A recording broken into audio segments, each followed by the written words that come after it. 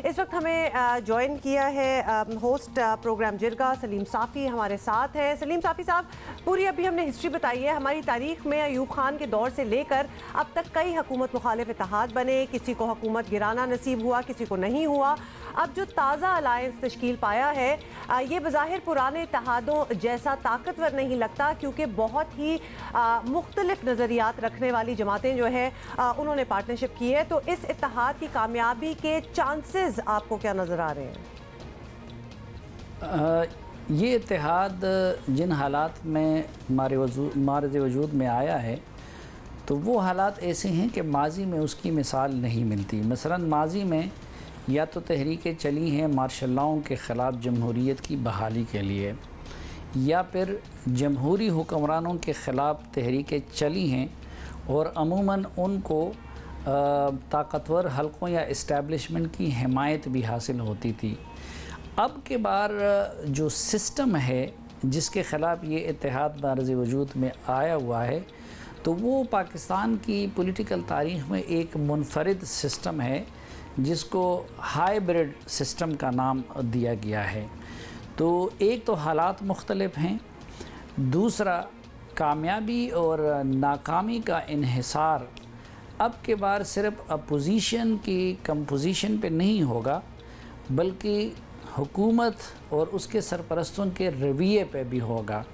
क्योंकि इस वक्त हम देख रहे हैं कि ये इत्तेहाद अगर बना है तो इसमें इत्तेहाद में शामिल अपोजिशन जमातों की कंट्रीब्यूशन कम और ख़ुद हुकूमत और नैब और इस तरह के इदारों के रवैये का ज़्यादा है। तो अगर तो हुकूमत अपने रवैये पे नज़रसानी करती है या उनके सरपरस्त तो और गुड गवर्नेंस दे देती है और इंतकाम का कल्चर ख़त्म हो जाता है, तो मैं समझता हूँ कि फिर ये इत्तेहाद ख़ुद ब खुद डाइल्यूट भी हो सकता है। लेकिन अगर हुकूमत का रवैया और परफॉर्मेंस अगर यही रहती है तो ये इस इत्तेहाद को मज़बूत तर करता जाएगा और उस सूरत में फिर उसके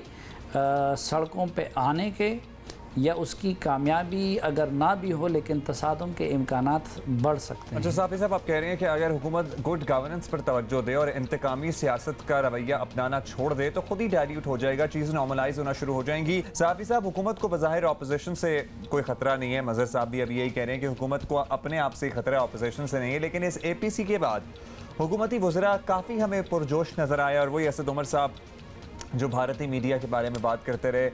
गैर ज़रूरी सी कुछ बात लगी बहुत से हलकों को, वो बड़ी तगड़ी प्रेस कॉन्फ्रेंसेस भी की गई हैं। तो क्या हुकूमत को इतना संजीदा और इस तरह का रद्द-ए-अमल देना चाहिए था? देखिए, इस हुकूमत के तर्जुमानों को अगर आप देखें तो उनका रवैया हमेशा अपोजिशन के तमस्खुर का होता है और वो तमस्खुर उड़ाने का मौका भी ख़ुद अपोजिशन ने अपने रवैये से उनको फ़राहम किया था। पिछले 2 सालों में न सिर्फ ये कि अपोजिशन ने कोई मुश्किल खड़ा नहीं किया इस हुकूमत के लिए,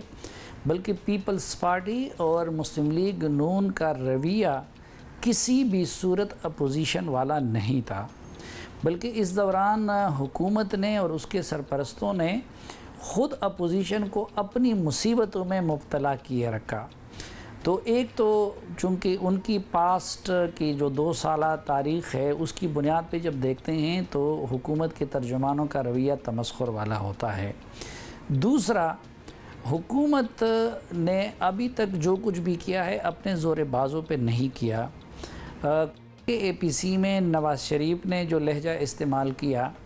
या फिर उसके आलामिया के जो कंटेंट्स हैं, तो हुकूमती लोग इस बात पे ज़्यादा खुश नज़र आते हैं कि वो समझते हैं कि इसके नतीजे में ताकतवर हलक़े अपोजिशन से मज़ीद दूर हो जाएंगे और अगर इनसे कोई दूरी पैदा हो भी रही थी या इनकी सरपरस्ती से हाथ उठाने का अगर कोई रुझान सामने आ भी रहा था, तो वो हुकूमती लोग समझते हैं कि अपोजिशन के इस जारहाना मौक़िफ़ की वजह से वो सिलसिला रुक जाएगा और इनकी सरपरस्ती और प्रोटेक्शन का सिलसिला मज़ीद बढ़ जाएगा। तो इसी कॉन्टेक्स्ट में मेरे ख़्याल में हुकूमत अपोजिशन के एलामिये या बयानात को ले रही है।